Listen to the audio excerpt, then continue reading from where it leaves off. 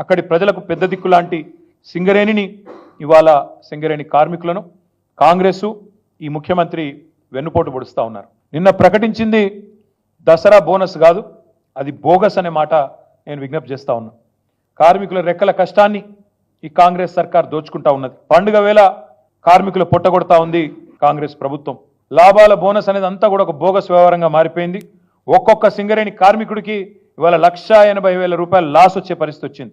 ఎందుకంటే 32% వాటా లాభాల్లో మేమిస్తే ఈ ముఖ్యమంత్రి నిన్న బిల్డప్ ఇచ్చిండు, 33% ఇస్తున్నా అని చెప్పిండు. నేను అడుగుతున్నా ముఖ్యమంత్రి గారు, స్ట్రైట్గా చెప్పండి, గోల్ ఫిరాయించి గుమాయించి చెప్పుడు కాదు.